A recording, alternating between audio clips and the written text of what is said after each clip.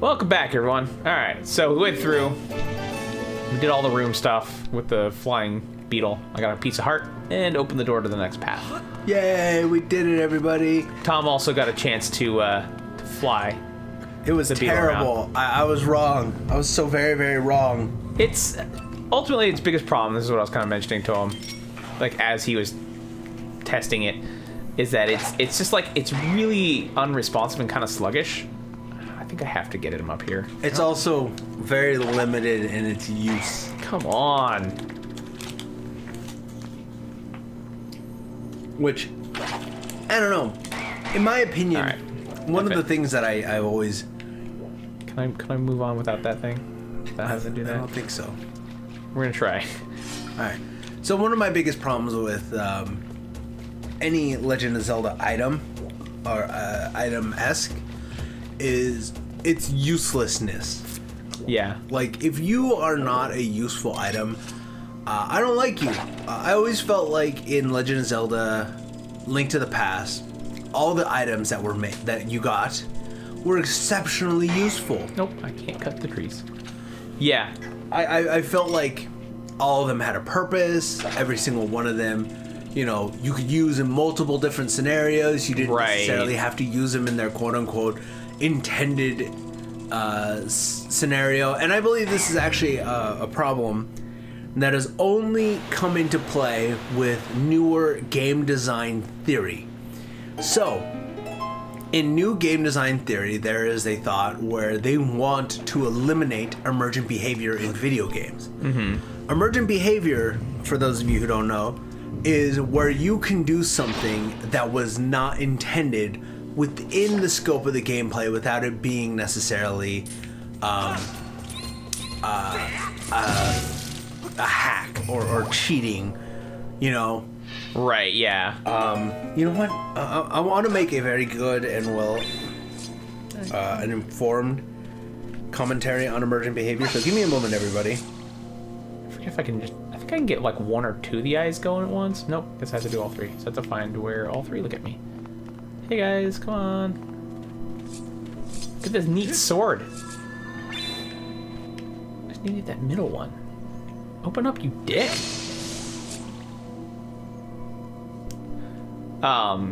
Yeah, for sure. Like, there's definitely a level of, like, we don't want players doing stuff that we didn't intend. Yeah. So a great example, actually, I just looked at it. There is... Oh, excuse me. I am full of phlegm for whatever reason today. In Fallout 4, there is a questline called Emergent Behavior. It is the questline in which you get Marie. Curie, I'm sorry. You get Curie to join your party. For those of you who don't know, Curie is one of the Mr. Handies that was designed to handle small medical tasks in the game. I think you have to look up. Don't you have to like cut that down so that way something falls through it? The net? Yeah. The web? I don't think so. I don't know. But we'll give it a shot. It just seems like that would be what it's for. I think this is just where the spider lived. Oh, okay. That makes sense, because it's technically above the height restriction for your beetle. Anyways, there's a questline called here we go. This is Emergent Behavior, where Curie was this medical Mr. Handy that was designed to help search for the cure for what was it? Red mole? Yeah. Rad rat poisoning or something like that. Yeah, I know what you're talking about. Which is like this hyper virulent whatever. Anyways, it's called emergent gameplay, by the way, not behavior. Anyways, Curie, eventually you find out that you can take her with you and she'll follow you around and she'll help you with your quest to save the wastelands or whatever. I forget what Fallout 4's really endgame thing was. Find your son. Oh, find your son? Yeah, that was it. You find your son. And so you can get Curie to join you. Part of Curie's thing, though, is you find out that she can be put into a synth body. Oh, spoilers, everyone. Sorry about that. And the emergent behavior from Curie is that she can slowly become more and more human-like. Oh, okay. breaking out of her normal AI programming and learning how to love. Right. Where in which, in the end of the emergent behavior thing is basically you boing boing with Curie. Oh, shit. Like you do with every other Fallout companion in a Bethesda-like game. Buffing that robot. Yeah, you get to buff your robot. Let's see. Complex situations in video games, board games, or tabletop role-playing games that emerge from interaction of relatively simple game mechanics. So that is, in essence, what emergent gameplay is. Yeah, you're right. You have to slice through it. That was my mistake. I'd laugh if you would have gotten caught in that web and then died. Because the spider's like, that's not fun, Tom. Food. I got you now. It was all a trick. Cool. Got my key. Moving on. All right. Now I gotta go through the scary hall. So, unintentional emergence. Oh man, that word that I love, glitch. Oh yeah. See, this is funny, Tom. This is actually. So here we go. Here is a perfect example of emergent behavior. Here is emergent behavior that happened in a video game that the designers did not initially intend, but once they heard about it, it became a phenomenon. All right? So, for those of you who don't know, rocket jumping in Quake Yeah. was not an intended design. Nope. That actually is a level of emergent behavior or emergent gameplay that people just found out on accident. And yeah, I saw you cut down the stocks, which is awesome. I like that. That's actually a really good use for this stupid weapon, especially if like you have no health. Yeah. It would be nice. If Damn it thing. wouldn't let you fly right. Well, okay, so it's not even so much that it handles slow and sluggish. That's its problem, is it's sluggish. So if you miss or like misjudge your initial trajectory, you're fucked. You pretty much have to start. You have to like relaunch. Huh. It's like there. It's like it jumps. Like when you're not facing direct on, it jumps to the side. Oh, okay. I see what you're talking about.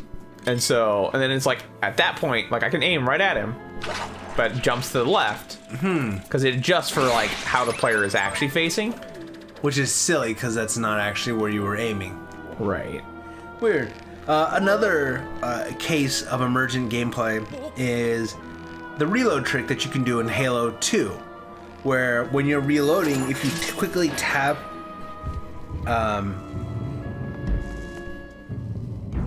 Oh, okay. Interesting.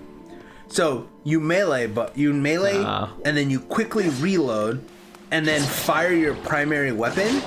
It would result in the player not having to wait for the gun to be back in position to shoot after a melee attack. So you would do these things where you would melee real quick, Right. Yeah. and so in PvP, like you melee, and then you reload and shoot, and then it allows you to go back into the shooting position after a quick melee Yeah. instead of having to wait for the. It's funny because people try to use that in Overwatch. Uh-huh. So you always see people when they go to reload, they hit the quick melee button, expecting it to like make the reload faster. Mm-hmm. Spoilers, it doesn't. Balls. Well, I mean, but that's the difference in there. It's like Halo doing that. It was like a thing that you can do in game, but not inside of like multiplayer. Right. Yeah. To get this like added advantage while you're playing, single player. But like in a game like Overwatch, where it's competitive multiplayer, where you have to, make sure that everything was properly balanced, so that way nothing like that would occur. Yeah. Which would give an unfair advantage to other players who knew how to do that.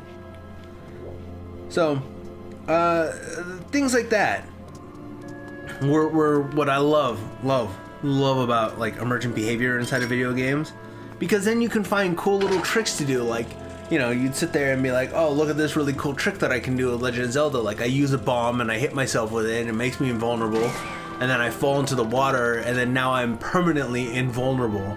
Or one of my favorite like tricks, and this is one of those, I don't know if this was ever intended or if it actually was a glitch. Legend of Zelda Link's Awakening. Okay. The Game Boy one. Yeah. If you what you would have to do, so they had a function where you could actually like throw your boomerang, and as the boomerang is flying out, you would pick up a chicken and leap, because you had the roc's feather that would let you jump. And then the chicken would slow your fall. But it would slow your fall to the point to where the boomerang would land and try and get back to you, but it can't, so it's spinning underneath you, and you're trying to land, but you can't because your boomerang's there, and you could just fly around like this, and you would just hit everything and kill it. What? Yeah, it was fantastic and amazing. That is awesome right there. I mean, that definitely does not sound like it was intended, but that is some amazing emergent gameplay right there. Yeah, it was a really cool trick. And like, obviously, you couldn't use it in dungeons and stuff like that because you needed a fucking chicken. Yeah, but like outside of the world, if you just wanted to like zip around and kind of do whatever, then that was what you did. Okay, now what are we doing? Where are we? Straight ahead?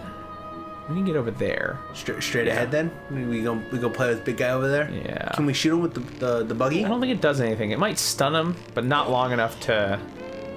No, it's better to use the slingshot if we're gonna do that. Oh.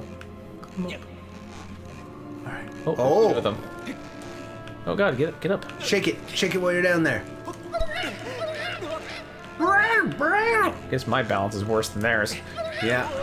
Whoop. Oh god. Yeah, but they just fall off when they die. Yeah. When they're done. Oh. Get out of here, dinguses. Oh, get those dinguses out of here. Alright. We're gonna save when we get over here. Why is there a chair? What does the lock require a chair? Because, Tom, we have to use the Wiimote and the awesome Wii motion sensor to unlock this puzzle. You're kidding me. I am not kidding you. The master key is now a puzzle. Uh-huh. Oh, it's a puzzle piece. Boy. Yeah, right? So, oh, boy. I don't know where I'm going. I just saw these vines. I'm like, I'm going to go up here. Maybe this is where you're supposed to go, man. Looks like you need to slice that off. All right. Oh, you should have probably held on to it before you cut it, to be honest. I don't think you can. Oh, I think you... Yeah, you go over there. And then you run across, and then it allows you to jump on one of those vines across the way.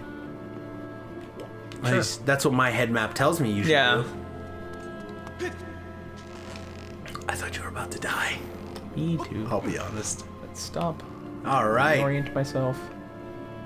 And then let go. I will have to say, I think another issue that I find with this game, that the music, it very much does not lend to the atmosphere. Right, yeah, it's weird too, because like some parts of this game have amazing music.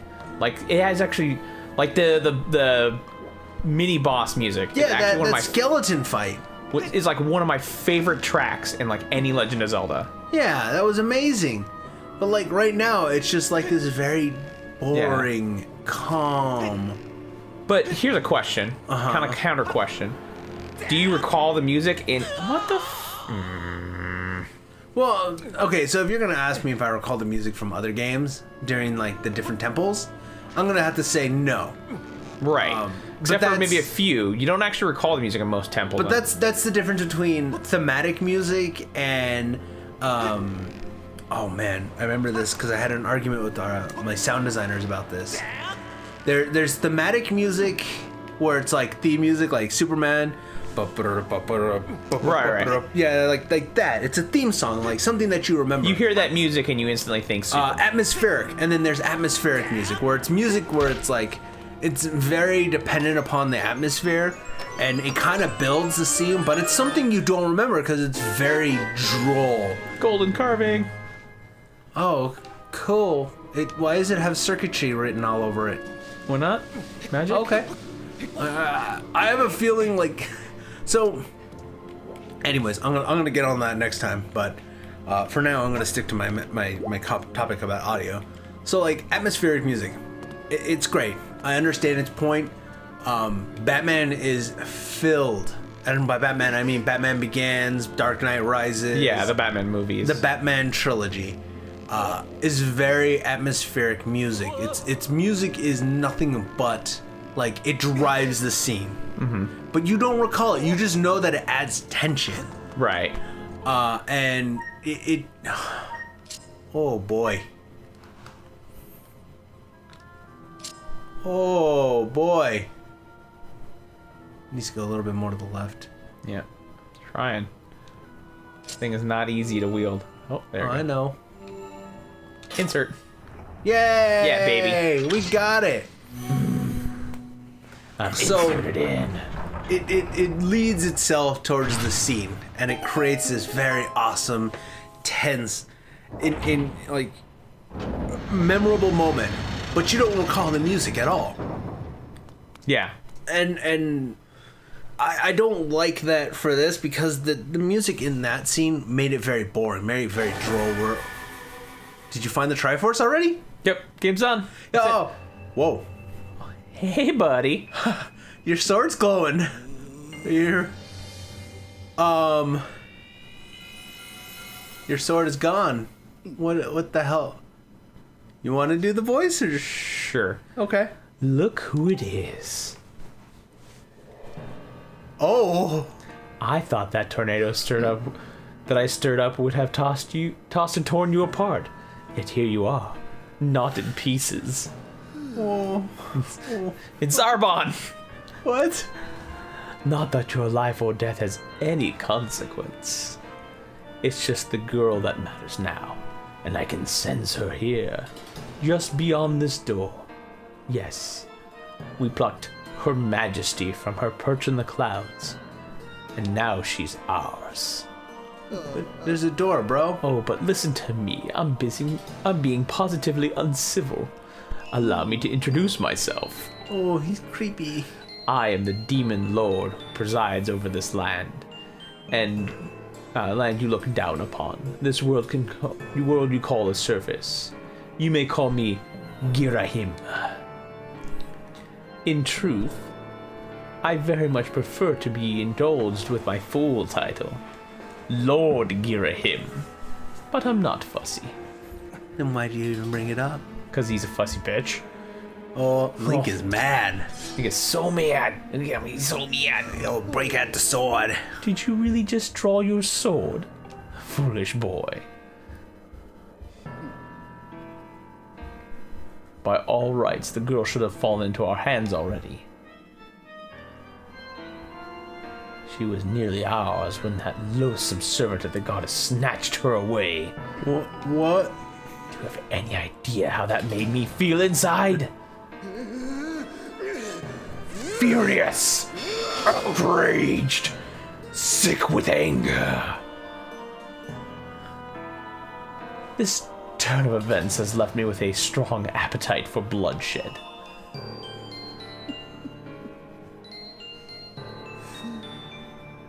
I'm gonna make out with you, bitch.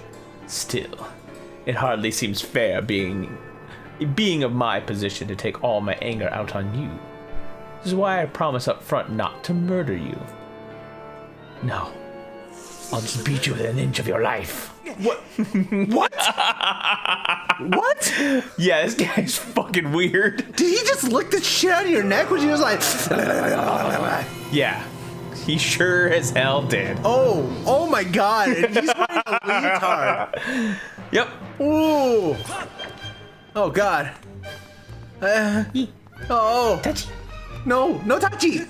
I want touchy. No touchy. What? What kind of anime bullshit is this?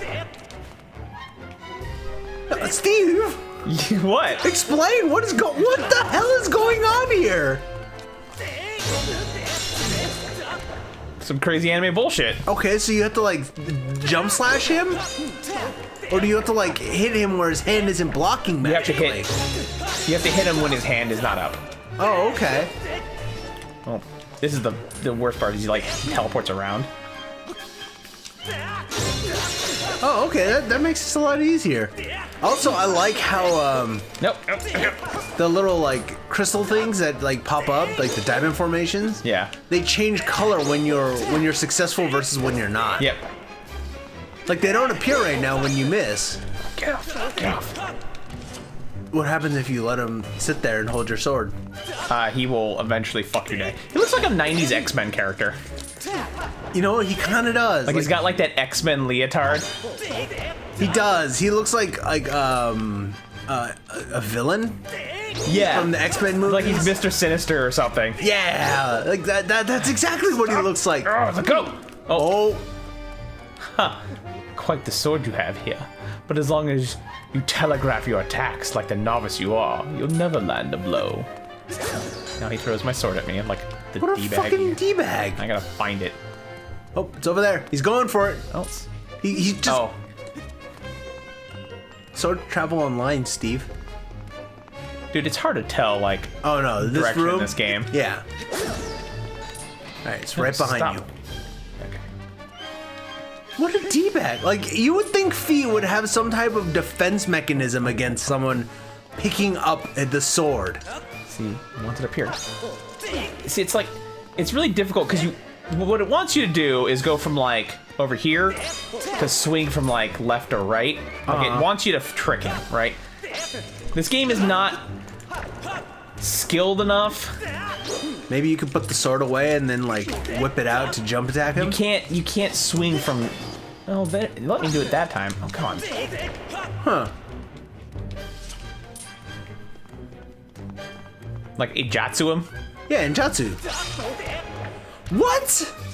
You didn't even telegraph that time. Okay.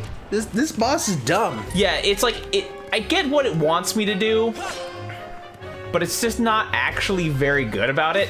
Well, I mean, there's a small level of just, you know, success that you can get out of this. Right, yeah. And so it's like look at him. He's like holding up his sword. He's holding up his hand. But the problem is it's like the motion detection on this sword Is not- so poor. Yeah. All right, you got this. Where is it gonna go? Where's it gonna go? Where am I gonna go? I don't know. Where am I gonna go? Over here? Over here? Oh, okay. I didn't actually mean to swing there. He's gonna grab it. Oh, Oh no, I broke away. oh. Come on. Let go. Nope, you lost the sword. Yeah, these fights are just a pain in the Wait, ass. fights? Oops. Spoilers. What? Now it gets real. Oh. How is this fight so long? Now What? I'm done fucking around. Anime attack! Why is everything this guy do just a giant freaking anime? Oh, ouch. Oh, okay. Oh, he's right behind you. Yeah. The teleporting is like super jarring. Oh, okay. And that attack, you can't dodge.